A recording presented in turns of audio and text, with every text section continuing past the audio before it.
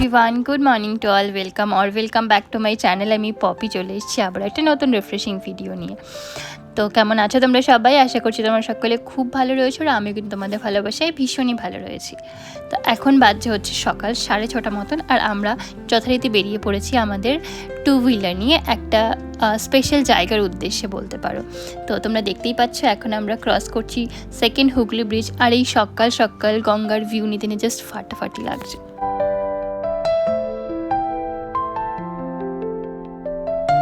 যারা কলকাতার বাইরে থেকে আমার ভিডিও দেখছো তাদের জন্য বলে রাখি, এই বিদ্যাসাগর সেতু বা দ্বিতীয় হুগলি সেতু, এটা কিন্তু পশ্চিমবঙ্গ রাজ্যের হুগলি নদীর ওপর অবস্থিত একটি ব্রিজ, যেটা হচ্ছে কিনা হাওড়া এবং কলকাতা এই শহর দুটির মধ্যে আর কি যোগাযোগটা এই ব্রিজের থ্রুই আর কি রাখা যায় বা রাখা হচ্ছে। আর এটা ছাড়া হচ্ছে হাওড়া ব্রিজ।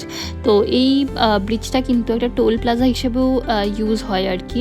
তো এটা হচ্ছে ভারতের সব থেকে দীর্ঘতম ঝুলন্ত সেতু, মানে কেবল স্টেট যেটাকে বলা হয়, আর এশিয়ার সব থেকে দীর্ঘতম ঝুলন্ত সেতুগুলির মধ্যেও কিন্তু একটি আর কি। আর এই সেতুটির উদ্বোধন করা হয়েছিল 10th October 1992-তে। তো যেটুকুনি আমি জানতাম সেটুকুনি তোমাদের সঙ্গে শেয়ার করে দিলাম। আর আমরা কিন্তু অলরেডি টোল প্লাজা ক্রস করে গেছি। এবারে আমরা এখান থেকে ডান দিকটা নেব হচ্ছে কোনা এক্সপ্রেসওয়ে।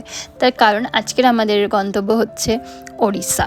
আমরা ওড়িশারই একটা অফবিট সি বিচে যাচ্ছি, যেটা রিসেন্টলি প্রচুর লোকজন যেখানে ট্রাভেল করেছেন আমরা বহুবার দেখেছি বিভিন্ন ভিডিওসে, বিভিন্ন রিলসে, ইনস্টাগ্রামে। তো আমাদেরও একটা উইশ লিস্টে ছিল যে জায়গাটা এক্সপ্লোর করে দেখা যাক। তো সেই জন্যই আজকে বেরিয়ে পড়েছি। আর দেখতেই পাচ্ছ এখানে কিন্তু ঝিরিঝিরি বৃষ্টিও স্টার্ট হয়ে গেছে। তো যাই হোক, আমরা তো রেইনকোট ক্যারি করছি, খুব একটা অসুবিধা হবে না।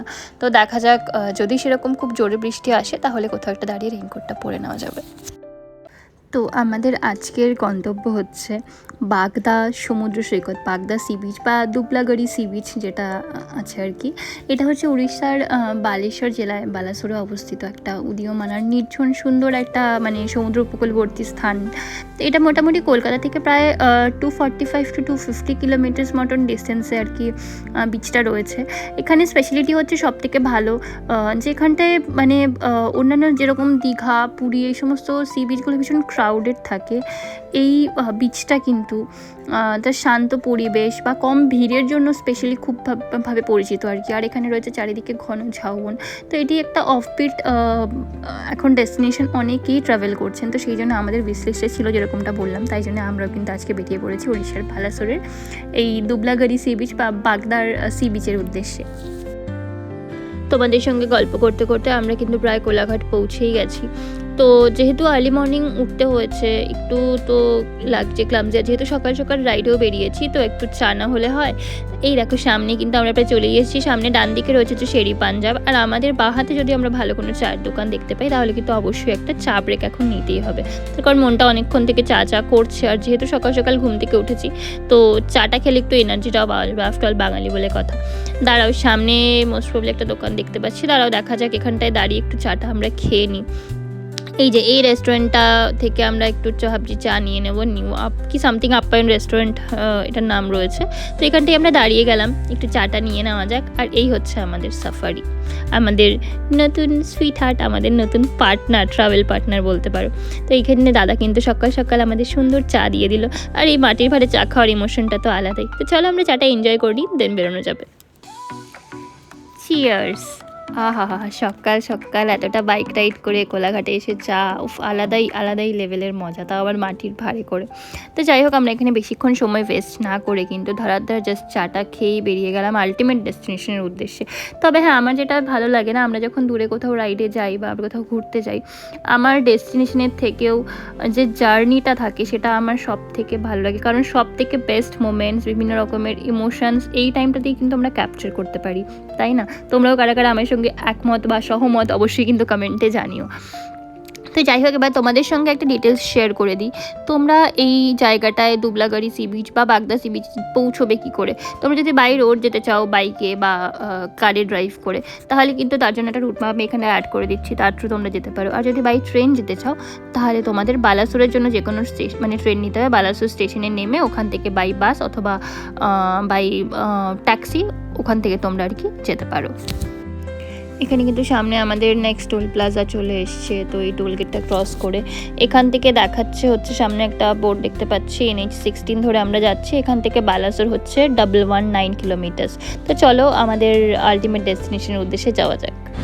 তো আমরা একটু দাঁড়িয়ে গেছি একটা ব্রেকের জন্য আর কি, মানে আমরা এখন খাচ্ছি হচ্ছে একটু কেক, যেটা নিয়ে এসেছিলাম সাথে করে, কেক আছে, চিপস রয়েছে, তো সেটাই এখন খাবো। আর আমরা রয়েছে এখন আমাদের ডেস্টিনেশন থেকে 109 কিলোমিটার দূরে। সামনেই দেখতে পাচ্ছ টোল গেট রয়েছে। তো আমরা জাস্ট টোল গেটের সামনে একটু দাঁড়িয়ে নিলাম, খাওয়া দাওয়াটা করে নিই টুকটাক আর কি, তারপরে আমরা যাবো আবার। ভাল লাগছে। আর হ্যাঁ, তোমাদের যেটা বলছিলাম, ওখানে স্টেইংয়ের জন্য বা ওখানে থাকার বিষয়টা তোমাদেরকে একটু ক্লিয়ার করে দিই। যেহেতু ওটা অফবিট ডেস্টিনেশন একটা বা অফবিট লোকেশন, তো ওখানে কিন্তু তোমরা প্রপার হোটেলসের অপশনস পাবে না। ওখানটায় রয়েছে বিভিন্ন রকমের ইকো ক্যাম্প, যেখানটার ভেতরে কিন্তু তোমরা মানে ভালো রকম স্টেইংয়ের অপশনস পেয়ে যাবে, যেটুকুনি আমরা টুকটাক রিসার্চ করেছি সেটার থ্রুই আর কি বলছি। বাট হ্যাঁ, আমরা কিন্তু আগে থেকে কোনো ইকো ক্যাম্প বা কোনো টেন্ট হাউস কিছুই প্রি বুকিং করে যাচ্ছি না। আমরা ওখানটায় গিয়ে 2-3টে দেখবো, প্রাইজিং অ্যান্ড অল, তারপর কিন্তু আমরা ফাইনালাইজ করবো, সেই অ্যাকর্ডিংও তোমাদের শেয়ার করবো। আর এখানে দেখো আমরা অনেকটা এগিয়ে এসেছি, এখান থেকে বালাসোর 59 কিলোমিটার দেখাচ্ছে।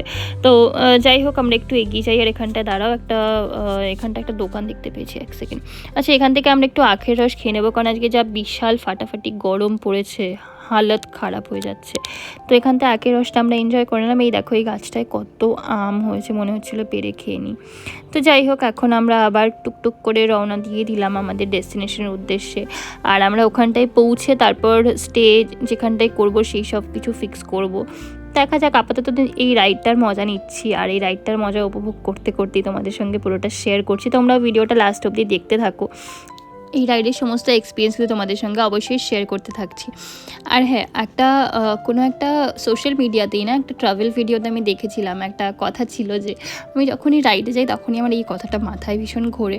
মানে আমরা যখন একটা স্টেট থেকে অন্য স্টেটে যাচ্ছি, যেখানটায় কোনো সাইনবোর্ড থাকবে না ধরো, বা কোনো প্ল্যাকার্ড থাকবে না, সেখানটায় বুঝবে কী করে যে তুমি ওয়েস্ট বেঙ্গলের নেই। আর কোনো একজন ট্রাভেল ব্লগারই মোস্ট প্রবলি এই কথাটা বলেছিলাম, আমি তার ভিডিওতে দেখেছিলাম, যে যখন ওয়েস্ট বেঙ্গলের মধ্যে তোমরা থাকবে তখন দেখবে ব্যারিকেডগুলো রাস্তার মধ্যেখানে দেওয়া থাকে, যেরকম ডিভাইডারের মতন সেরকম।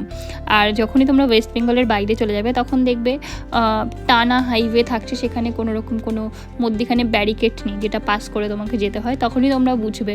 মানে উনি সামহাও ঝাড়খণ্ড থেকে হয়তো রাইড করে আসছিলেন, তো উনি এই এক্সপিরিয়েন্সটা শেয়ার করেছিলেন যে ঝাড়খণ্ড থেকে ওয়েস্ট বেঙ্গলে ঢুকলাম কখন কী করে বুঝলাম, যখন দেখলাম যে সামনে ব্যারিকেডসগুলো চলে আসছে। আর এতক্ষণ এতটা লম্বা জার্নি করেছিলাম, তখন রাইড করেছিলাম, তখন ব্যারিকেডসগুলো দেখতে পাচ্ছিলাম না। তো যখনই ব্যারিকেড দেখবে তখনই বুঝবে যে ওয়েস্ট বেঙ্গলে আমরা ঢুকে গেছি। তো যাই হোক, এই কথাটা আমার ভীষণ মনে পড়ে যখন আমি দূরে কোথাও রাইডে যাই। তো যাই হোক, একটা মজার ঘটনা মনে পড়লো, তাই তোমাদের সঙ্গে শেয়ার করলাম। তোমাদের সঙ্গে বকতে বকতে অনেকটাই কাছাকাছি চলেছি। চলো আগে একটুখানি বাইকে তেল ভরতে হবে, আগে তেলটা ভরিয়ে নিই, তারপর তোমাদেরকে বাদবাকিটা শেয়ার করছি। আর এখন কিন্তু আমরা অনেকটাই কাছাকাছি চলে এসেছি। এখন কিন্তু আমরা হাইওয়ে ছেড়ে একটা ভেতরের রাস্তায় ঢুকে এসেছি, যেরকম তোমরা দেখতেই পাচ্ছ। এখান থেকে আর খুব বেশি দূর নয়, 8-10 কিলোমিটার মতন আমাদের ভেতরে যেতে হবে, তারপরেই কিন্তু আমরা আমাদের আলটিমেট ডেস্টিনেশনে পৌঁছে যাব। তো আমি তো ভীষণই এক্সাইটেড, কীরকম কী হবে না হবে অবশ্যই তোমাদের সঙ্গে। এই ব্লগটা যদিও অনেকটাই লম্বা হয়ে যাচ্ছে, আমি নেক্সট ব্লগে তোমাদের সঙ্গে বাদবাকি সমস্তটা, এই ট্রিপে আমরা কী মজা করছি, কীরকমভাবে থাকছি, কী স্টে থাকছে, কী প্রাইসিং থাকছে, বা হোটেলের ফেয়ার কী থাকছে, সমস্তটা মানে ক্যাম্পের ফেয়ার কী থাকছে, সমস্তটা তোমাদের সঙ্গে শেয়ার করব। যদি এই ব্লগটা অনেকটা লম্বা হয়ে যায় তাহলে নেক্সট ব্লগে শেয়ার করে দেবো, ঠিক আছে? তো এখানটায় আমরা প্রায় অনেকটাই কাছাকাছি চলে এসেছি, এবার আমরা গিয়ে এক্সপ্লোর করব। আর কী হচ্ছে কী না হচ্ছে তোমাদের সঙ্গে অবশ্যই শেয়ার করতে থাকছি, দেখতে থাকো। ওই যে দূরে ঝাউবনগুলো দেখা যাচ্ছে লেয়ার, মানে ওখানটাই নিশ্চয়ই বিচটা রয়েছে, আমরা তো দূর থেকে অ্যাটলিস্ট সেটাই অ্যাজিউম করছি। আর এখানটায় টুকটাক কিছু ক্যাম্পেরও মানে আমরা বোর্ড দেখতে পাচ্ছি। তো আশা করছি কি সমুদ্রের খুব কাছেই আমরা চলে এসেছি। তো আগে আমরা একটু সি বিচে যাব, তারপর এই টুকটাক ক্যাম্পগুলো একটুখানি এক্সপ্লোর করে তারপর ডিসাইড করব কি কোথায় থাকবো, কারণ কীরকম কি ওরা বাজেট মধ্যে রুমস রাখছে বা কি সেগুলো দেখে তারপর। তো যেহেতু এতটা দূর থেকে এসেছি, আগে সমুদ্রের মানে কাছে না গেলে তো মনটা শান্তি হচ্ছে না। তো এই দেখো আমরা চলে এসেছি ঝাউবনের মধ্যেখানে, আর জাস্ট কি ফাটাফাটি রাস্তা, আহা। তো চলো আমরা এখন আগে সি বিচে যাব, তারপর বাদবাকি সমস্ত কিছু ডিসাইড করব। আমাদের বাইকটা সাথ দিয়ে দিচ্ছে, কারণ এখানটার রাস্তাটার অবস্থা তোমরা নিশ্চয়ই দেখতেই পাচ্ছ। তো যেহেতু আমাদের এই বাইকটা অফ রোডিংয়ের জন্য খুব ভালো, তাই জন্য কিন্তু আমাদের খুব একটা অসুবিধে হচ্ছে না। তো চলো যাওয়া যাক সি বিচে, দেন তোমাদের সাথে কথা বলছি। আমরা পৌঁছে গেছি আমাদের ডেস্টিনেশনে, আর এখানটা এত মানে দূর থেকেই ভীষণ জলের আওয়াজ আছে, যদি এখন আমরা সামনে যাইনি, আমরা জাস্ট এই জঙ্গলটা থেকে পুরো মানে এলাম। আর ওই আমার পেছনে হচ্ছে সমুদ্র। তো চলো আগে যাওয়া যাক।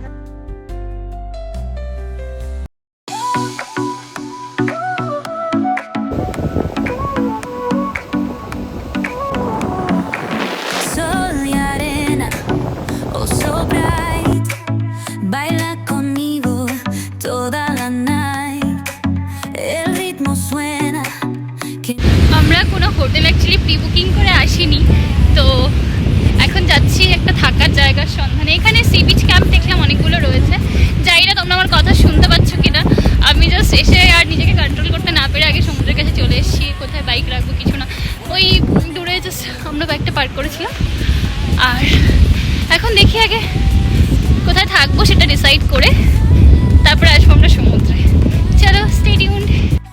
তো চলো আমরা যতক্ষণ থাকার খাওয়ার বন্দোবস্ত করছি ততক্ষণ তোমরা কিন্তু ভিডিওটা প্লিজ লাইক করে দাও, আর হ্যাঁ যদি ভালো লেগে থাকে প্লিজ ফ্রেন্ডস অ্যান্ড ফ্যামিলির সঙ্গেও শেয়ার করতে ভুলো না। যারা নতুন রয়েছে প্লিজ সাবস্ক্রাইব করে দিও। আর এরপর আমরা কী কী করছি নেক্সট ভিডিওতে অবশ্যই শেয়ার করতে থাকবো। Thank you so much for watching, by.